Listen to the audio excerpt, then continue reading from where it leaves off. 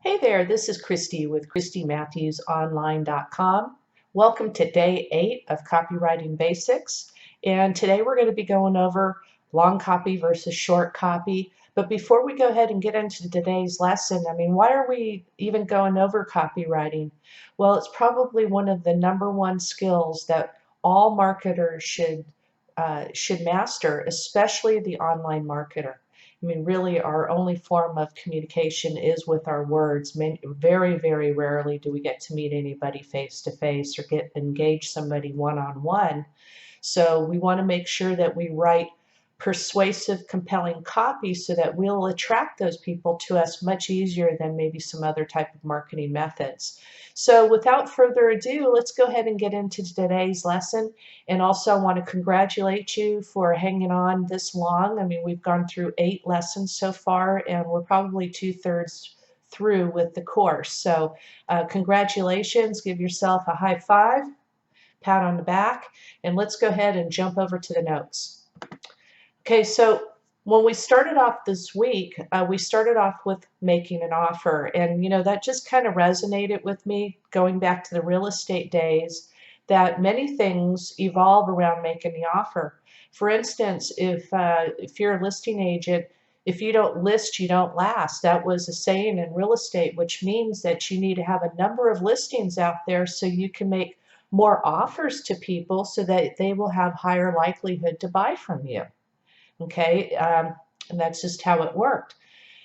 Also, we talked about using the guarantee for increasing your profits. As you know, research has talked or has stated that guaranteeing or taking the pressure off of the buyer and moving that onto yourself, that there will not be any money loss, actually creates higher profits.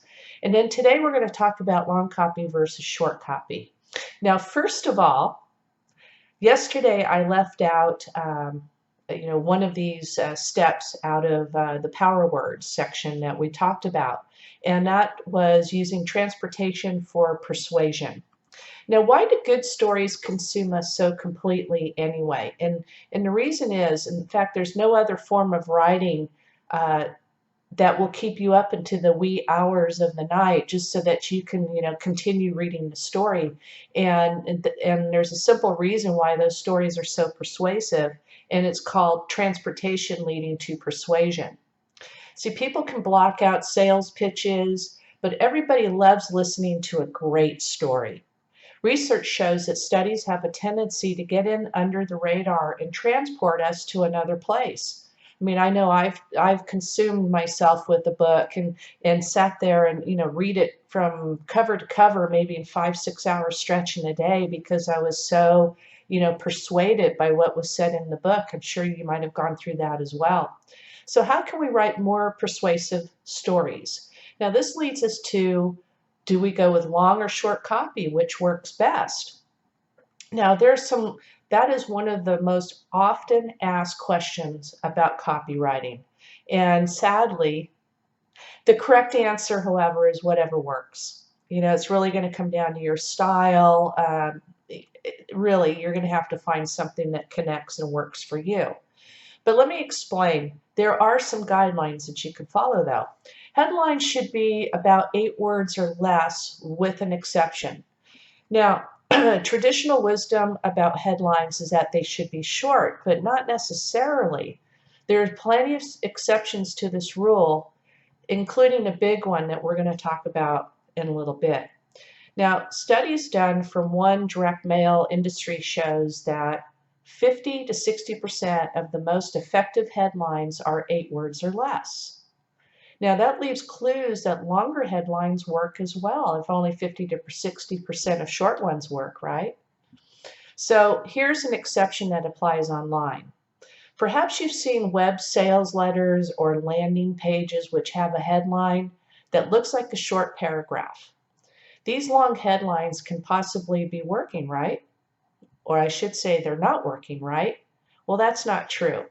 Research shows that web page visitors read in an F pattern, okay? Scrolling intently across the top of the page where the headline should be, and then they make their way back down again across the first subhead and then down the left-hand side of the page to see if there's anything else of interest. All in all, though, short headlines are easier to scan and cannot be missed. So a general rule of thumb is to write the shortest headline possible that convincingly conveys a unique benefits to the reader so that they'll read the rest of the copy. It's not always easy to do, but it's extremely important to shoot for that goal. So how about long copy versus short copy? Okay, so we talked about the headline length. Let's talk about the copy. Has anybody seen Dan Kennedy letters? Do I need to say anything more? So I'm sure you've read those long sales letters that go on and on. I just mentioned Dan Kennedy. They do work and for many products. Long copy outsells short copy by a large, large margin. The basic rule of copy length is the same as headlines, though, as long as necessary, but no longer. The key to writing copy is that it's interesting and informative to someone who actually cares about the subject. Beyond that, there are some guidelines that can help. So let's see what the experts like Bob Bly has to say about the length of your copy. And it depends on 3 different things. One is the product. The more the features and the benefits a product has, the longer the copy needs to be. The next is the audience. Certain people want as much information as they can get before making a purchase. This is especially true on the internet and especially true with information products. And then thirdly, the purpose. What's the goal? Generating a lead for a service business requires less detail, but an ad that aims to make a sale must overcome every objection the potential buyer may have. So experts say 2 factors increase the need for more copy. First is the price point, and then unusual item. So on a price point, the higher the price, the more copy required to justify and create the need. I think you've seen that. I can think of a number of items and things I've run across just the last couple of days where that rings true. And then the unusual item. The more unusual the product, the more you need to relate the product to the user by clearly demonstrating all the benefits. Remember we talked about benefits versus features? Now there are 4 categories of products. With each successive category, that category will require longer copy. For instance, convenience products. Toilet paper, for instance, fills an immediate need. It's low in price, it's low thought, and it only requires short copy. Okay, you know the Charmin commercials, Northern, that type of thing. They don't really need much copy in their commercials. Shopping products. Okay, they're a little bit higher priced, more thought and opportunity to shop around, and a little longer copies required for those to get the buyer to buy at that point. Then there's specialty products. Now with exotic goods, luxury cars, expensive jewelry, art, that type of thing, longer copy is definitely needed. Okay? And then there's unsought products, you know, the rare products. This is when people have never realized that their lives were incomplete without the product.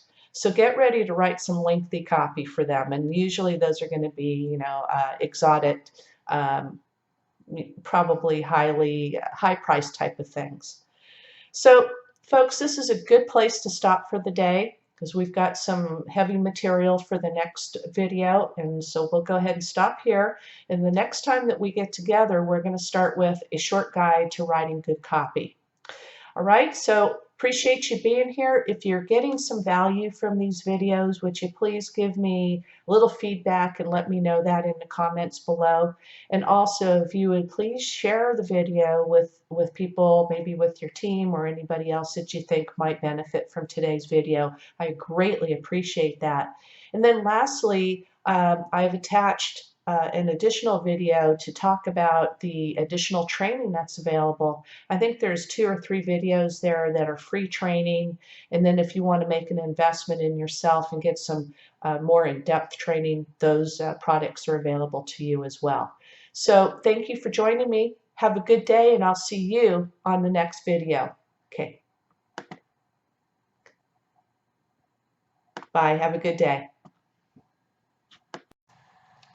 Hi, thanks for staying. I appreciate you being here. And I'm glad that you want to hear about the additional training that's available to you. So as I said at the beginning of the training is that I have some additional free training for you, but I want to explain that that is actually attached to the Copywriting Mastery course. So I don't want you to think that you're going to be hoodwinked into some purchase funnel, but you are going to have to click on the link to access the first video, which is some awesome free training. It's about 90 minutes long, and that's by Brian Finale, an absolute, truly gifted copywriter. He also, like I said, he has a comprehensive course that's available for you as well. So if you'd like to get some more training and go deep with the subject, that would be a great course. Also left you access there for list development and list relationship building by Diane Hochman, and that's called Twist Your List. It's a phenomenal course. I've been through it myself. It has tremendous amount of bonuses that it's just chock full of value and so many years of knowledge and expertise. I just can't say enough about them. There are different price points and different types of styles between Brian and Diane. So check them all out.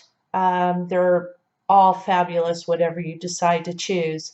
So I just wanted to let you know that those links are up there in the comment section, describing today's training.